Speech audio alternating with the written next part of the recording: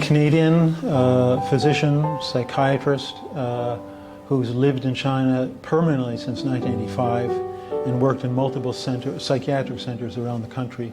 I'm currently a professor at Jiao Tong University in Shanghai, and I've been doing it for quite a while, and I continue to do it for as long as I can.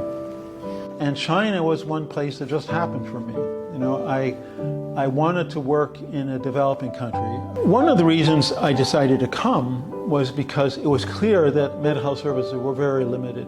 You know, there's something here I could do. I can make a contribution.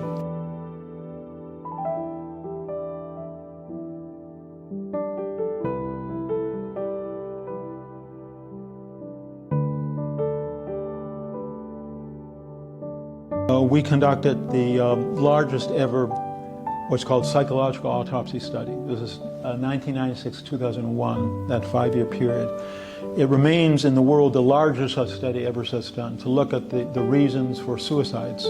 And we had, you know, the largest sample, and we had control group, and it really transformed both Chinese awareness of it but the international awareness about suicide in developing countries. And so that was another big study I was involved in. The other things, you know, we established at the Beijing Huidongguan Hospital the first suicide center and WHO coordinator center. This was the third in the world at the time.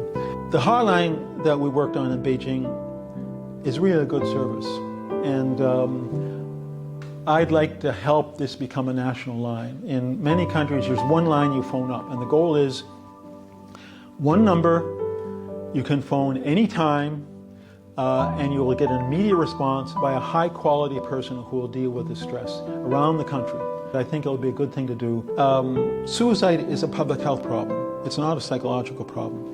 And that requires all sorts of different agencies, and not just a health agency. You've got to get multiple departments working together.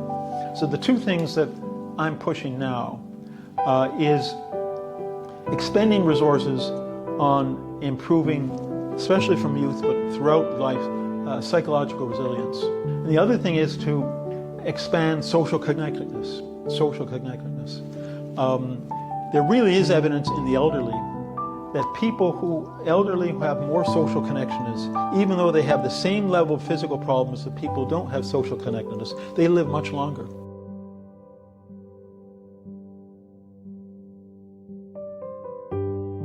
And now I'm in Shanghai, you know, they've given me a lot of support, and so I'm doing a couple projects that are interesting to me. What we've learned in China are the things we can do here that will be of use in other developing countries.